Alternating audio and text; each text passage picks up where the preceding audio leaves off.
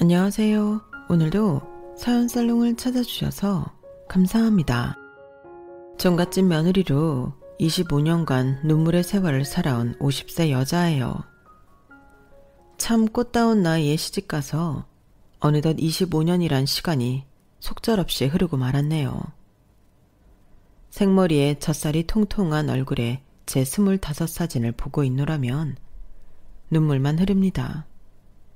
지금 거울을 보면 얼굴엔 자글자글 주름지고 목에는 쥐젖이 덮여있어 지저분하게 보이거든요. 그 많던 머리숱은 다 어디로 갔는지 아줌마 파마를 하지 않으면 숨죽어 보이고 많이 먹지도 않는데 뱃살은 왜 이리 늘어져 있는지 참으로 볼품없는 내 모습에 한숨만 들어가요. 아마 제대로 갱년기가 와서 그런가 봐요. 시도 때도 없이 얼굴이 화끈거리고 자다가도 열이 올라와서 티셔츠가 다 젖어버릴 정도니까요. 그럴 때마다 지난 세월이 원통하고 분해서 울컥거리기도 여러 번이었죠. 다시 되돌아갈 수 있다면 그냥 마음 편히 저 혼자 살고 싶네요. 뭐 사치를 하는 것도 아니니 적게 벌고 혼자 쓰며 여행이나 다니고 친구들과 놀러 다니고 그렇게 자유로운 나비처럼 살고 싶어요. 자식이고 남편이고 시댁 식구들이고 다 부질없게 느껴지네요. 제가 너무 신세한탄만 했나요? 그래도 얼마 전 시부 장례식 후 그동안 눈의 가시처럼 얄미웠던 시댁 동서들과 절연을 할 수 있어서 속이 다 시원해요. 게다가 애증의 감정만 잔뜩 있었던 시모가 그 연을 쿨하게 딱 끊어주셔서 감사했네요. 종갓집 며느리로서 얼굴 한번 못 본 남편의 할머니, 할아버지 제사들까지 지내느라 제 몸이 나만하질 않았어요. 뭘 제사 몇 번 가지고 그렇게 오바냐고요? 종갓집 며느리로서 제사만 지냈다면 이렇게 억울하지는 않았을 거예요. 그동안 시집살이하며 또 시모를 위해 희생하고 치매 걸린 시부를 15년간이나 간병하고 이 모든 걸 거의 저 혼자 다 하다시피 하며 새 쌍둥이까지 키웠으니 진짜 시댁에 제 몸을 갈아 넣은 거나 마찬가지였죠. 시모는 처음부터 제 편은 아니었어요. 오히려 첫 만남부터 제게 참 지랄맞게 굴었죠. 제가 조실부모하고 중졸의 한밭집에서 일하는 여자라는 이유로요. 친정에 돈 좀 있다던 동서들을 훨씬 더 예뻐했어요. 하지만 나중에 동서들에게 뒤통수 맞고 시모가 직접 나서서 참교육 시전해 줬지만요. 어쨌든 중간에 어떠한 큰 사건 이후로 시모가 제게 잘해줘서 그나마 다행이라고 생각해요. 시부는 늘 제 편이었어요. 그런 시부가 기억을 몽땅 잃어버리고 치매에 걸려 완전히 난폭한 폭군처럼 변해버리는 걸 보고는 가슴이 철렁하더군요. 너무 마음 아팠죠. 치매는 정말 진심으로 몹쓸 병인 것 같아요. 내 가족인데 내 가족이 아닌 것처럼 돼버리니까요. 완전히 딴 사람으로 변해버린 시부를 보며 눈물도 많이 흘렸답니다.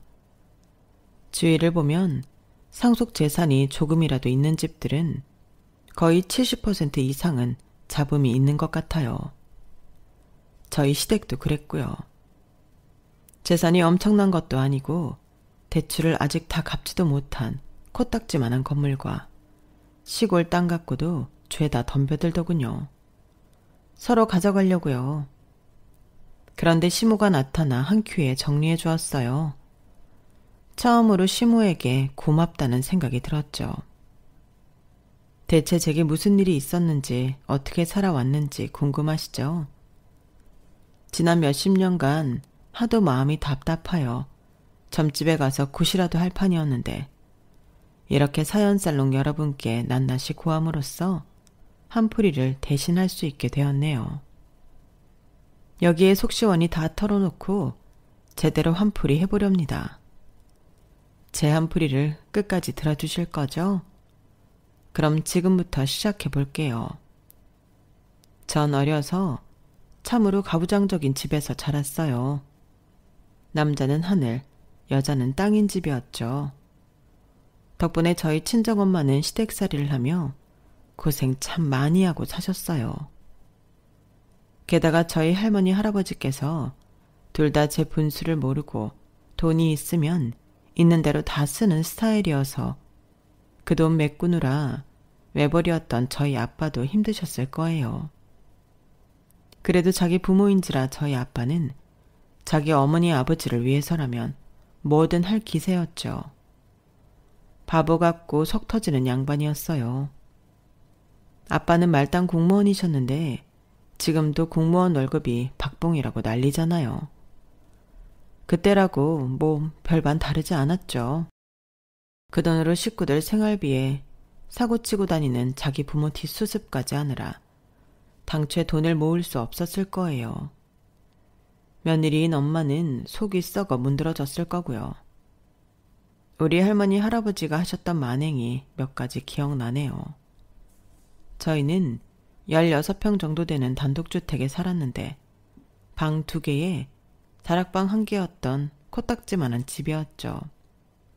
그 좁은 집에 갑자기 당시 170만 원짜리 안마의자가 배달되는 거 아니겠어요? 주범은 우리 할머니였죠.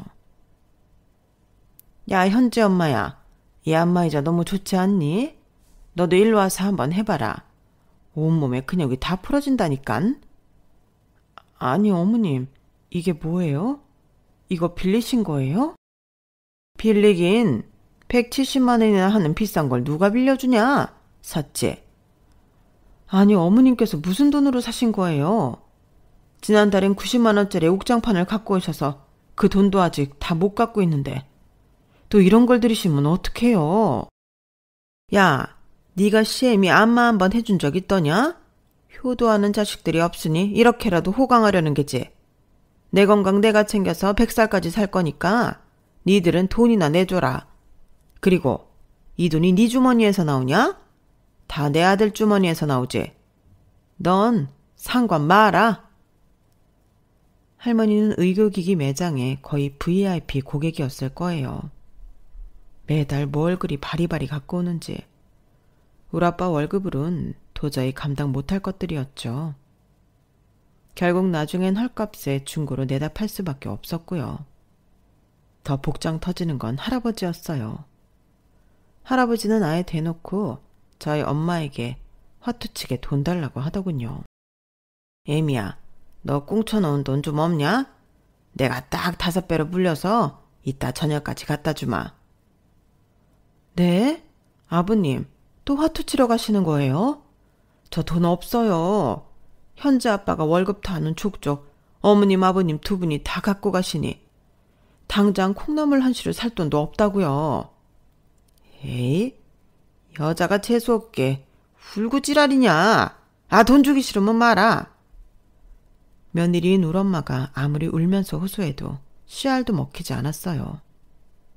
어린 저는 사고뭉치 할머니 할아버지야 따로 살면 안 되나, 안 보고 살면 돈 안 뺏기지 않을까 하는 생각에 마음이 참 답답했어요. 하지만 더 답답하게 나오는 건 바로 우리 아빠였죠. 저와 남동생은 매일 저희 엄마 아빠가 싸우는 걸 보는 게 일상이었어요. 현지 아빠, 어머님 아버님 좀 말려봐요. 이거 밑 빠진 독에 물 붓기도 아니고. 아니, 병원비로 돈이 나가는 거면 이해라도 하겠는데 이건 뭐 도박에 의료기기 사재기에 진짜 쓸데없는 대로 돈이 새어나가고 있잖아요.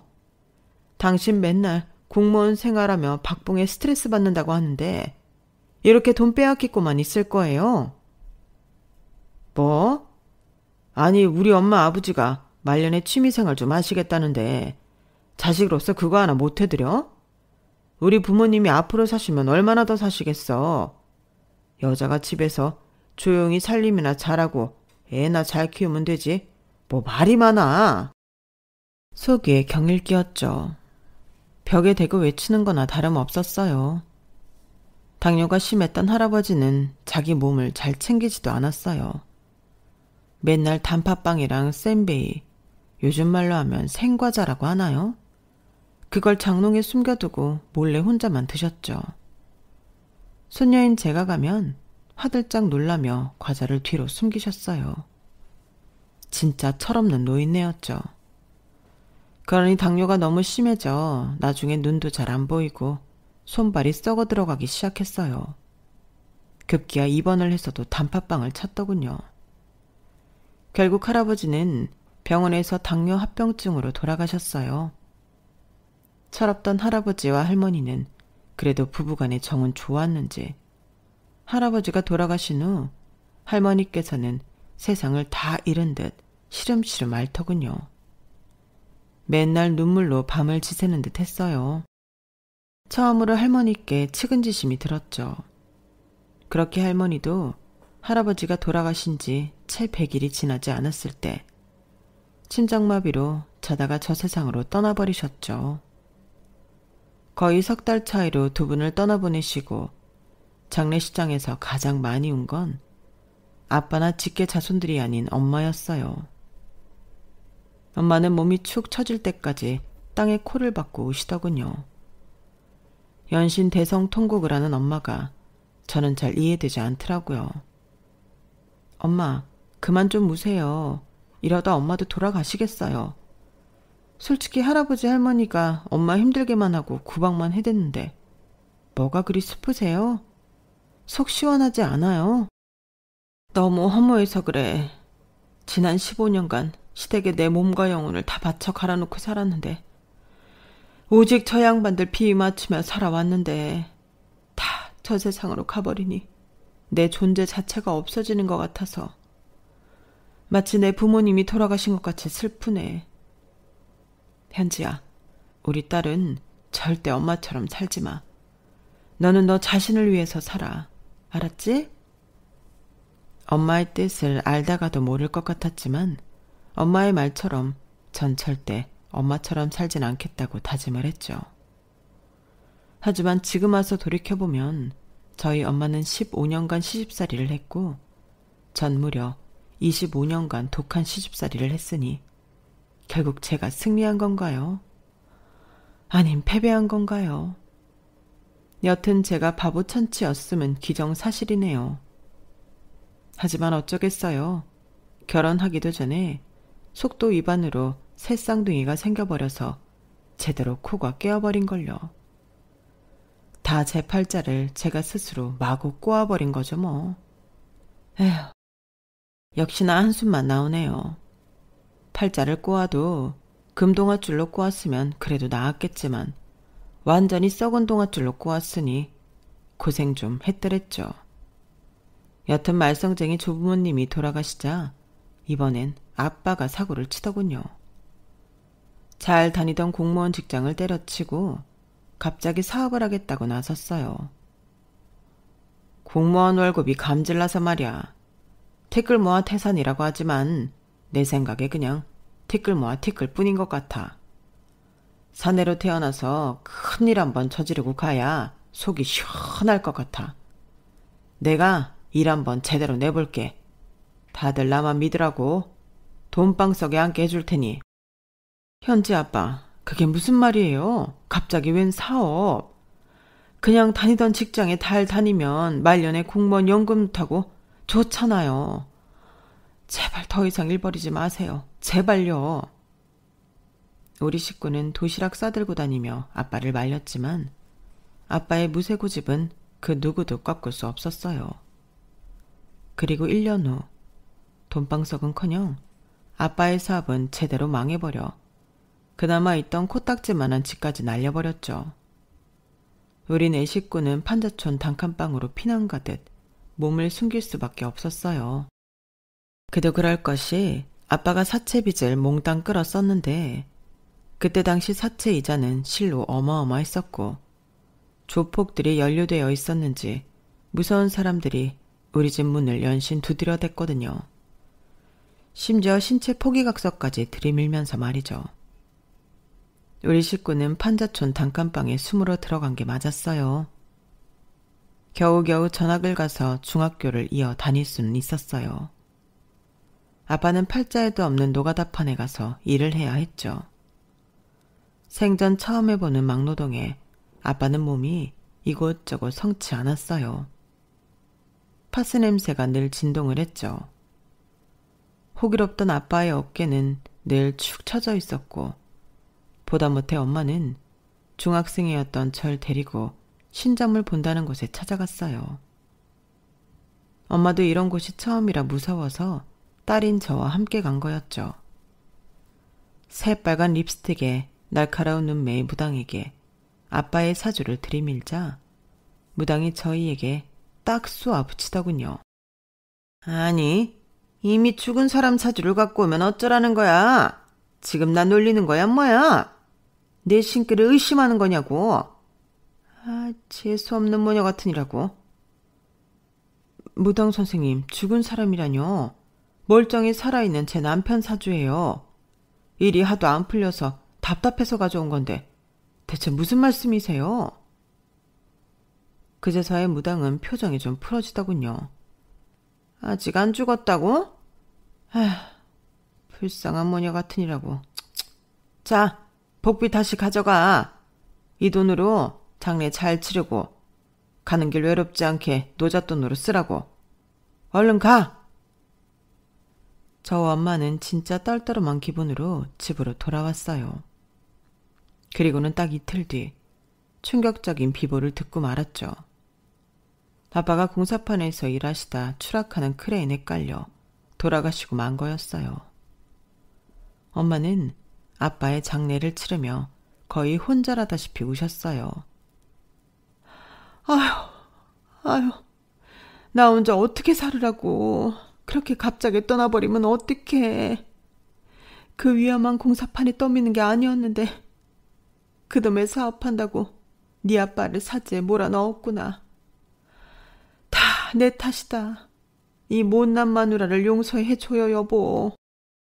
저와 그리고 4살 차이 나던 남동생이 거의 혼절한 엄마를 대신해 정신 차리고 장례식을 끝까지 마무리해야 했어요. 장례 후 엄마는 그래도 좀 나아지시나 싶었지만 하늘도 무심하시지. 딱 일주일 만에 소크샤로 돌아가시더군요. 그냥 주무시는 줄로만 알고 학교에 등교했는데 학교 후에도 엄마는 계속 누워만 계시더라고요. 뭔가 이상해서 코 밑에 손을 대보고는 그제서야 엄마가 숨을 안 쉰다는 걸 발견했죠. 엄마, 설마 어떻게 된 건 아니죠? 내가 학교에 안 가고 응급조치라도 했어야 했는데. 엄마, 제발 깨어나봐요. 나랑 준혁이만 남겨두고 이렇게 가버리면 우리 둘이 어떻게 살아요? 일주일 간격으로 부모를 잃은 우리 남매는 어떻게든 살아가야 했어요. 아빠의 사업 실패로 집에는 10원 한 장 없었기에 당장 제가 돈을 벌면서 아직 초등학생인 동생을 돌봐야 했죠. 학교고 뭐고 자퇴하고 가장이 되었어요. 공부는 나중에 다시 하면 된다고 안일하게 생각했죠. 공부도 다 때가 있다는 걸 그땐 전혀 몰랐어요. 저는 우리 아빠를 잡아간 건설 현장에는 근처에도 가고 싶지 않았지만 어쩔 수 없이 시급을 조금이나마 많이 쳐주던 건설 현장 한밭집에서 일하게 되었어요. 제가 손이 야무진 스타일이었기에 한밭집 사장님께선 아주 마음에 들어 하셨어요. 해마다 아주 조금이지만 월급도 올려주셨고 추석 보너스도 두둑히 주셨죠. 나름 만족하며 다니고 있는데 어떤 공사 현장에서 유난히 눈에 띄는 남자가 있더라고요. 건설 근로자들은 보통 꾀지재한데 그 젊은 남자는 안경 낀 지적인 모습도 밥도 어찌나 복스럽게 먹던지 제 마음에 쏙 들어왔죠. 그때가 20대 후반을 향해 가고 있었으니 아마 외로운 마음에 더 남자한테 시선이 갔는지도 모르겠어요. 초등학교 6학년이었던 제 남동생 혁준이는 어느새 전문대에 진학해 취업이 잘 되는 과에 다니고 있었기에 제 동생에 대한 뒷바라지도 다 끝난 상태라 뭔가 홀가분한 마음도 있었고요. 어쨌든 그 남자한테 첫눈에 반해버렸죠 뭐. 그런데 그 남자가 저의 시선을 눈치챈 듯 하더군요. 제 얼굴을 뚫어지게 쳐다보는데 그의 시선만으로 괜시리 얼굴이 빨개지고 부끄러워서 부엌으로 쏙 들어가 버렸죠. 이제 점심 장사를 다 정리할 때가 되어서 다시 나와봤더니 그 남자가 그대로 서 있었어요. 저 사장님, 혹시 언제 일 끝나세요? 저요? 저 사장님 아니에요. 그냥 여기 종업원이에요. 사장님은 잠깐 볼일 보러 나가셨어요. 여기 영업은 오후 7시에 끝나요. 그러셨군요. 그럼 이따가 7시에 다시 찾아올게요. 이 앞에서 잠시 얘기 좀 나눌 수 있을까요? 전 바보처럼 대답도 잘 못하고 다시 부엌으로 쏙 들어가 버렸어요. 그가 한갓집 문을 나간 걸 확인하고는 그제서야 나을 수 있었죠. 거울에 비친 제 얼굴은 홍당무가 돼 있더군요. 가슴도 두근두근 했고요. 이게 대체 뭐야? 심장은 또 왜 이렇게 빨리 뛰는 거야? 7시가 안 됐으면 좋겠더군요. 그 남자가 진짜 식당 앞에 와서 기다릴 것 같아서 불안했어요. 그 남자에게 마음이 있으면서도 제 자신에게 자신감 없던 저는 너무 떨리더라고요. 그렇게 7시가 되어 그 남자를 만나게 됐고 근처 다방에서 차 한 잔을 하게 됐어요. 커피 마시면 심장이 더욱 떨릴 것 같아서 그냥 쌍화차 한 잔 마셨죠. 전 건축 감리사로 일하는 김해철이라고 합니다. 이제 이곳 건설이 거의 다 마무리되는 단계라서 현지 씨가 다른 데로 가실까봐 다급히 만나자고 한 거예요. 네. 저희 일이 늘 건설 현장 따라서 이동하는 일이니까요. 그런데 제 이름이 유현지인 건 어떻게 하셨어요? 그게 궁금하세요? 현지 씨가 절 쳐다보기 시작하기 훨씬 전부터 계속 바라보고 있었어요. 주인 아주머니나 여기 근로자분들이 현지 씨 이름 부르는 걸 듣고 알았죠. 이름처럼 얼굴도 아름다우시네요. 곧 다른 데로 가버리신다니 제 마음이 급해집니다. 전화번호 좀 알려주시겠어요? 그때 당시 고시원 살고 있었는데 고시원 사무실 전화번호를 알려줬어요. 당연히 전화는 자주 못했지만 그 후로 한밭집에서 매일 점심시간에 서로 비밀스러운 눈빛을 주고받았죠. 일 끝나고 항상 데이트하던 건 당연했고요. 누가 먼저랄 것도 없이 사귀잔 말도 없이 서로에게 푹 빠졌어요. 진짜 오랜만에 느껴보는 따뜻한 마음이었죠. 엄마 아빠 돌아가시고 세상을 전투적으로 살아왔기에 내 삶은 차가운 전쟁터나 다름없었는데 남친과 사귀면서 보일러 한껏 튼 것처럼 따뜻하고 훈훈하게 느껴지더군요. 그때가 제 인생에서 가장 행복했던 나날 같아요. 모든 게 다 평온했죠. 그는 나이가 좀 많았어요. 자긴 운명을 믿기에 그동안 여자도 소개 안 받고 연애에 소극적으로 지내다 보니 어느덧 30대 중후반의 나이가 돼버렸다더군요. 집에서는 아들 셋 중 맏아들이다 보니 결혼을 빨리 하고 싶어 했어요. 제 나이 25살밖에 안 됐는데 첫 연애 상대인 남친이 결혼 이야기를 꺼내니 제 마음도 다급해지더군요. 우리 아빠 엄마 다 흑수저 출신이지만 공인중개사 일하면서 운 좋게 헐값에 원룸 건물을 경매받게 되어 지금은 월세 받고 사셔. 다들 너그러운 분이시니 우리 현지 사정 다 이해해 주시고 며느리로 환영해 주실 거야. TV나 이런 데 나오는 악독한 시댁 식구들 아니니 너무 걱정 마. 남친이 다독여줬기에 전 용기를 내서 그와의 결혼을 현실적으로 생각하며 예비 시부와 시모를 가벼운 마음으로 찾아뵐 수 있었어요. 그런데 앞불사 남친은 TV에 나오는 악독한 시댁 어른들이 아니라고 했지만 현실은 훨씬 더 악랄하더군요. 특히 시모가 저의 조건을 마음에 안 들어 했죠. 아우 해철아, 내 아들아, 너 눈이 삐어도 한참 삐었구나. 난 네가 지금까지 결혼 안 하고 노총각으로 지내길래 뭐 엄청나게 눈이 높아서 대단한 여자 데려올 줄 알았다. 근데 뭐? 중졸에 조실부모한 여자애라고? 사람은 이래서 큰 물에서 노르라고 했는데 네 직업이 노가다판이니 딱 그만한 질 낮은 여자애를 데려왔구나. 아, 승질나. 여보, 가만히 있지만 말고 당신도 한마디 해요. 뭘 한마디를 해? 며느리 깜참하고 예쁘기만 하구만. 아, 당신은 뭐 얼마나 대단한 집 딸내미야. 징글징글하게 못 살던 우리 둘이 만나 여태까지 잘 살아왔잖아. 결혼해서 악착같이 돈 모아서 저그들끼리만 잘 살면 되는 거야. 이름이 유현지라고. 아직 25살밖에 안 먹어서 이런 자리가 참 얼떨떨하겠지만 결혼은 빨리 할수록 좋지 뭐. 우리 집 며느리로 들어온 걸 환영합니다. 허허 좋아하네. 여보, 정신 차려요. 이봐요 아가씨. 우리가 건물주인 건 들었나? 우리 둘째 아들은 공무원이고 셋째 아들은 초등학교 교사라고. 우리 집안 다들 펜대 굴며 편히 사는 사람들인데 중학교 졸업하고 식당에서 일하는 여자? 참네. 난 첫째 며느리를 못 들여요. 자고로 첫 단추가 제대로 끼워져야 남은 아들들이 줄줄이 괜찮은 곳으로 장가가는 거야.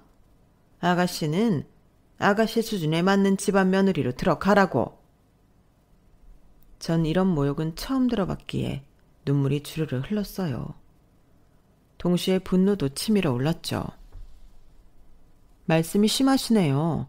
누가 보면 해철씨 집안이 준재벌이라도 되는 줄 알겠어요. 제가 아무것도 가진 게 없는 여자라 싫으시면 조건 좋은 여자 찾아서 며느리로 들이세요. 어머님 아버님 원하시는 대로 꺼져 드릴게요. 갑자기 남친이 제 앞에서 무릎을 꿇더군요. 그 행동에 저도 예비 시부모도 엄청 당황했죠. 현지야, 미안해. 대체 어딜 꺼준다는 거야. 엄마 아빠, 현지 말대로 우리가 준 재벌도 아니고 제가 이제 노총각 나이인데 우리 사랑 그냥 허락해 주세요. 전 민망해서 그냥 자리를 뛰쳐나와 버렸어요. 그리고는 그와의 만남과 연락을 철저히 피했죠. 하지만 남친은 끈질기게 우리 만남을 다시 이어가려고 했어요. 당신 부모님들이 날 싸가지 없다 생각하지 않으시겠어? 그날 그렇게 난리를 치고 나온 건 당신과 헤어질 각오하고 한 거야. 평생 환영받지도 못할 결혼 생활을 왜 시작하려고 해? 당신은 당신 수준에 맞는 조건 좋은 여자 만나 결혼해. 당신 부모님께 효도하라고.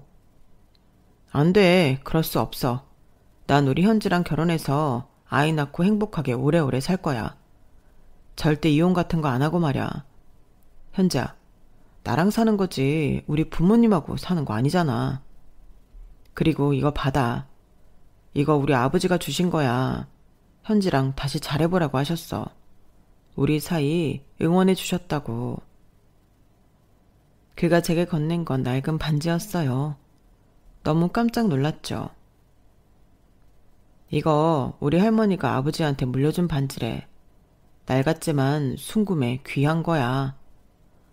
당장 결혼하기 부담스러우면 당분간은 그냥 데이트만 하자. 현지랑 손잡고 여기저기 다니고 싶어. 그게 내 최대의 행복이야. 그의 프로포즈를 당장 받아들일 수는 없었지만 아버님으로부터 반지까지 건네받은 마당에 헤어지기 싫었어요. 남친을 아직도 많이 좋아했거든요. 우린 일단 다시 한번 만나보기로 했죠. 조심스럽게 만나고 싶었으나 하늘은 그런 여유를 허락하지 않더군요. 제 뱃속에 쌍둥이 아이들이 생겨버린 거죠. 무려 3쌍둥이였어요. 남친은 입이 귀에까지 걸리며 좋아하더군요. 진짜로 사람도 많은 곳에서 탈춤을 덩실덩실 추더라고요. 웃겨 죽는 줄 알았네요. 동네 사람들, 내가 3쌍둥이 아빠가 된다네요? 아, 행복해라. 이 세상 최고로 행복한 사람은 바로 나라고요. 그렇게 결혼까지 일사천리로 하게 되었어요. 3쌍둥이를 임신했다는 소식에 시모도 2손 2발 다 들었다더군요. 시부가 환영해 준 건 당연했고요. 하지만 시모의 마지막 조건은 바로 합가였어요. 지금 생각해도 참으로 무시무시한 최후의 조건이었죠. 네가 애를 3명이나 배워왔다는데 내가 뭐 어쩌겠냐만 네가 조실부모하고 가정교육도 제대로 못 받았을 테니 우리랑 같이 살아야겠다. 이 시애미가 단단히 교육시켜줘야 하니. 배부른 채 웨딩드레스 입고 싸구려 웨딩홀에서 결혼식을 진행한 뒤 바로 시부모의 집에서 시댁살이를 시작했어요. 입덧은 왜 그리도 심한지. 새쌍둥이라 그랬는지 어쨌든 밥 냄새도 싫더군요. 밥 한 숟갈이라도 먹으면 노란 위에까지 다 토할 정도였으니까요. 청소는 맨날 나한테 다 시키면서 깨끗한 척은 혼자 다 하던 시모는 제가 입덧 때문에 변기를 부여잡고 토할 때마다 더럽다고 난리를 쳤어요. 더러워. 시부모가 밥 먹는데 꼭 더럽게 구토를 해야겠냐? 그럼 간 김에 화장실 청소까지 단단히 하고 나와라. 쌀데기 없는 딸내미 3명이나 임신했다면서 유난 떨기는. 자고로 고추 달린 아들이 최고인 거다. 나 봐라. 떡두꺼비 같은 아들내미 3명이나 나오니 얼마나 든든하냐. 며느리를 팥출부처럼 부려먹을 수도 있고 사위였으면 이렇게 부려먹을 수나 있겠어 어디? 토하면서 시모의 저런 개소리를 듣고 있노라니 눈물이 펑펑 나더군요. 임신하고 나니 친정엄마가 없다는 사실이 사무치게 서러웠어요.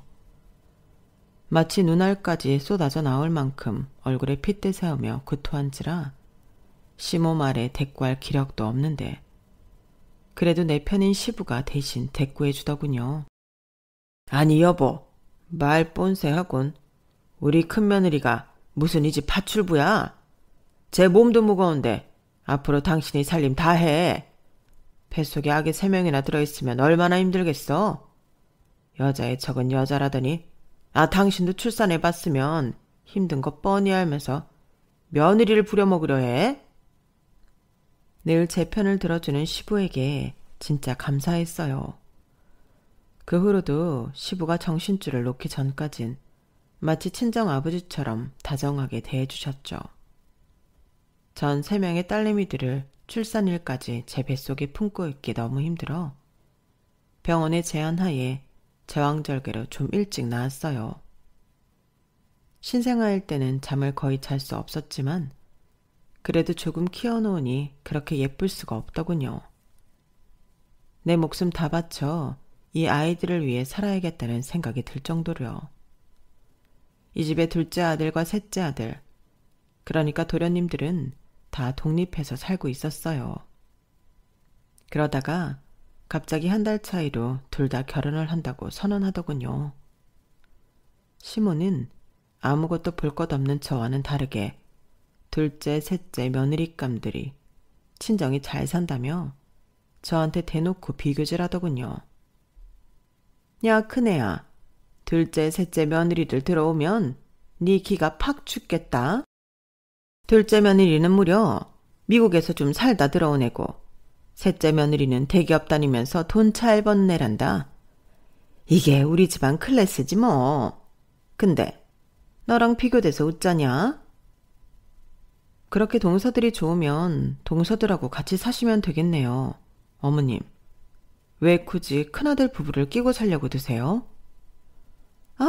저 싸가지 없는 며느리 같으니라고 시애미한테 두 눈 똑바로 뜨고 단 한마디도 안 지려 하지. 잔말 말고 네 시동생들 결혼하는데 집창금이나 내놓을 생각해라. 대단한 집안에 장가 보내는데 우리도 맞춰가야지. 시동생 한 명당 3,000씩 생각해서 6,000 정도 내놓아라. 니넨 우리랑 같이 사는데 주거비용도 안 들지 않니? 지금까지 모아놓은 돈 다 내놓으란 말이야. 저희도 어머님께 생활비 드리면서 살잖아요. 당장 6천만 원이 어딨겠어요. 아기 3명한테 들어가는 비용만 해도 한 달에 얼만데요. 저희 6천까지 못해요. 딱 10분의 1로 해서 600만 원 정도 드릴게요. 그것도 저희 입장에선 큰 돈이에요. 금액 문제로 시모와 실랑이를 벌이고 있던 걸 시부가 들었나 보더군요. 시모 모르게 절 부르셨어요.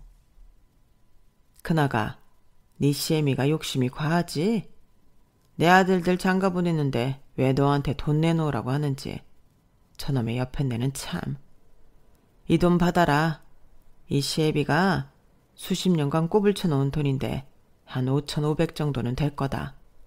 이 돈이랑 너희 돈이랑 합쳐서 성의 표시해. 그럼 네 시애미가 널 닥달하는 일이 좀 잦아들지 않을까 싶다.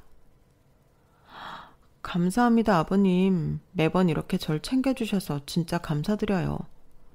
아버님 덕분에 그래도 시댁에서 살 수 있는 것 같아요. 안 그럼 숨 막혀서 뛰쳐나갔을 거예요. 아버님 말씀대로 저희 돈 500 보태서 도련님들 결혼 축하금으로 드릴게요. 이렇게까지 해서 시동생들 결혼에 성의 표시했건만 시모 말대로 둘째, 셋째 동서들은 큰 형님인 절 무시하더군요. 종갓집이기에 제사가 1년에 수차례 있는데도 동서들은 매번 이 핑계 저 핑계 대며 오려하지 않았어요. 그래도 처음엔 예의라도 차리며 참석을 거절하더니 몇 년 지나니 얼굴에 철판을 깔았는지 안 오는 게 당연한 듯 했어요. 참석을 종용하는 책에 화까지 내며 말이죠. 참으로 어이없더군요. 형님, 제가 있던 미국에서는 상상도 못할 일이네요. 제사는 진짜 말도 안 되는 구시대적 관습이라고요. 시댁에서 같이 사는 형님이 어머님께 잘 말씀드려 보세요.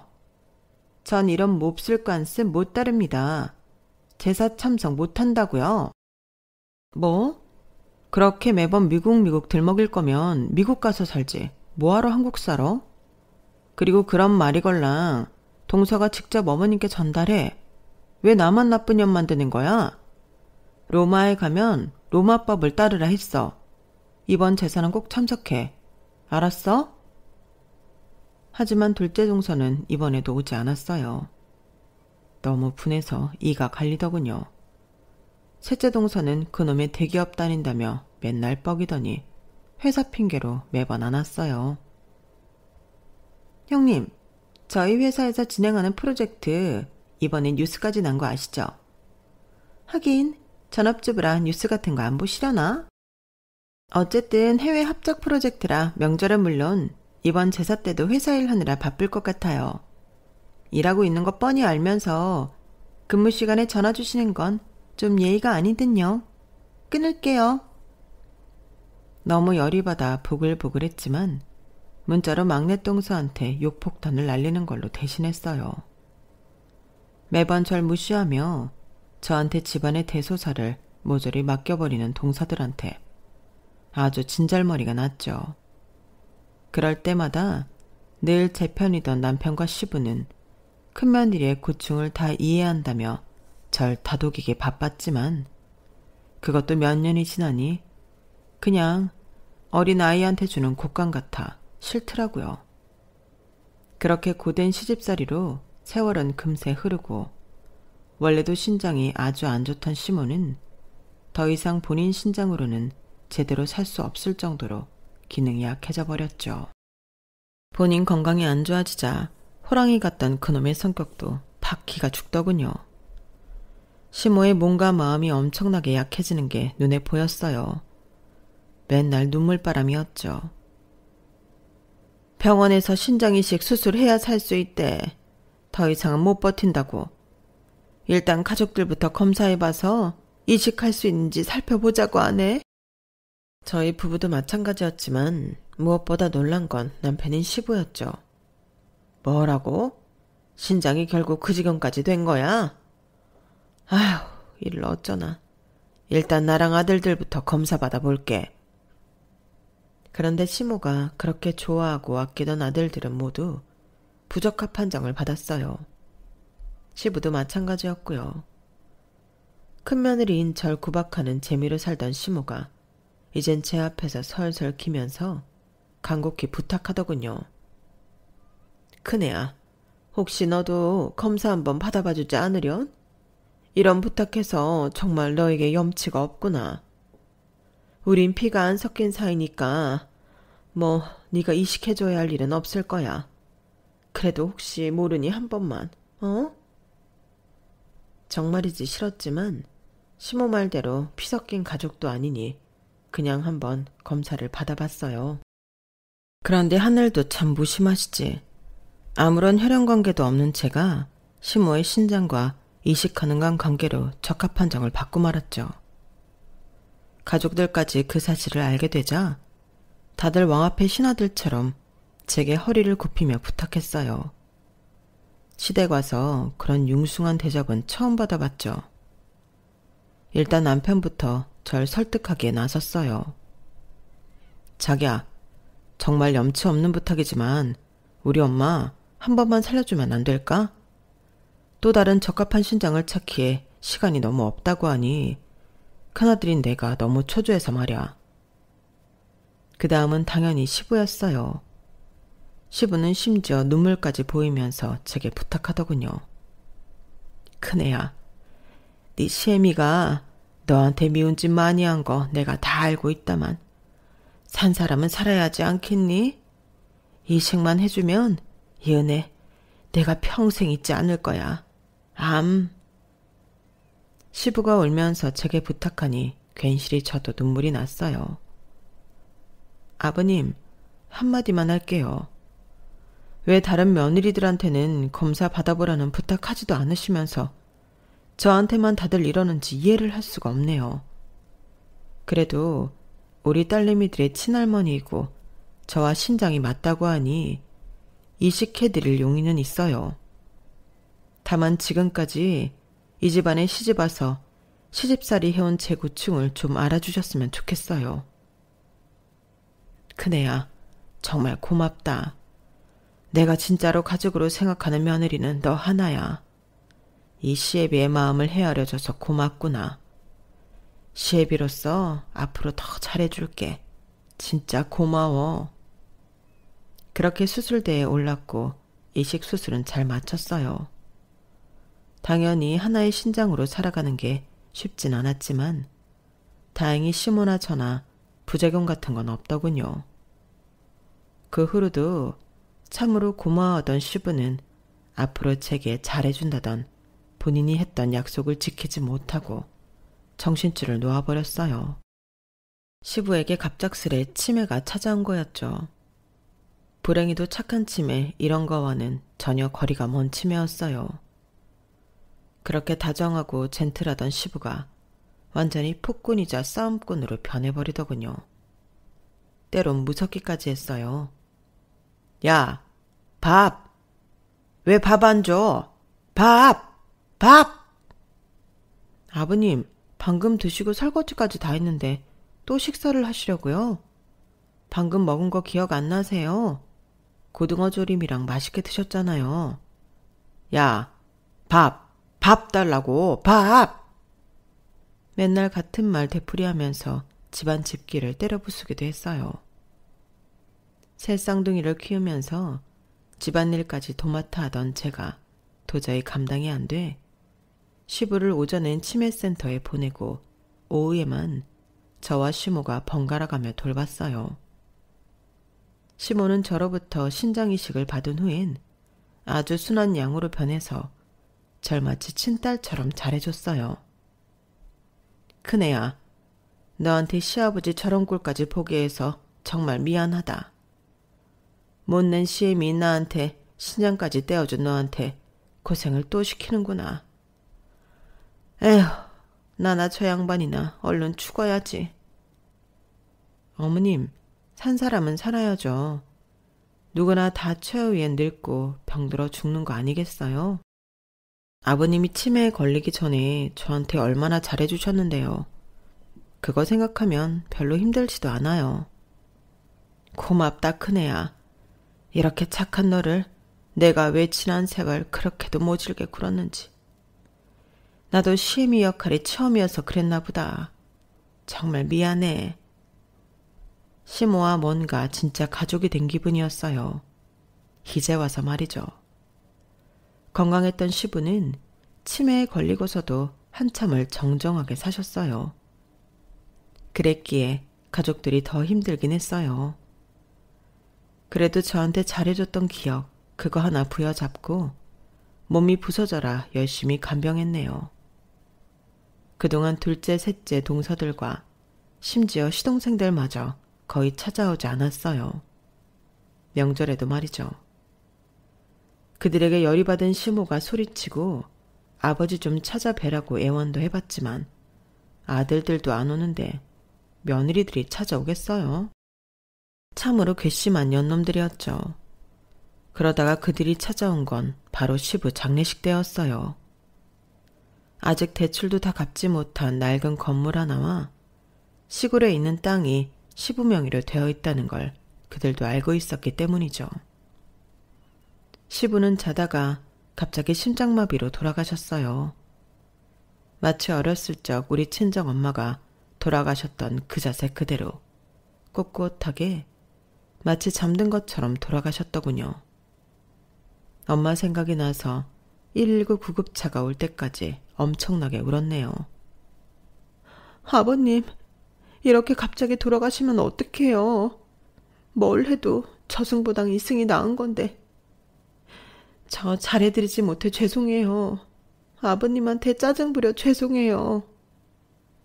장례식장에서도 시모와 부둥켜 안고 엄청 울었어요. 시부의 아들들보다 피 한 방울 안 섞인 우리가 더 많이 울었던 것 같네요. 그런데 갑자기 저기서 동서들끼리 큰 소리가 났어요. 아니 둘째 형님, 저희가 앞으로 아버님 제사 모실 거니까 저희가 건물이며 땅이며 상속받는 게 당연하죠. 형님은 맨날 미국에서는 제사 같은 건 있을 수 없는 일이라며 제사 한번 참석 안 하셨잖아요. 왜 갑자기 아버님 제사에 욕심을 부리는 거예요? 뭐야? 아니 막내 주제에 눈에 뵈는 게 없나 보네? 그런 동서는 뭐 맨날 대기업 다닌다고 연봉이 어쩌네 자랑하면서 막상 일 바쁘다며 시댁 한번 오지도 않았잖아? 그러면서 갑자기 제사 가져가고 아버님 재산 다 물려받겠다고? 웬 도둑놈 심보야. 전 어이가 없었어요. 지금껏 25년간 저 혼자 시댁 살림 다 하고 제사 다 모셔왔는데 그동안 두 손 놓고 방관하던 두 동서가 지네끼리 싸우며 시부 재산 갖겠다고 싸우는 꼴이라니. 제가 나설 수밖에 없었죠.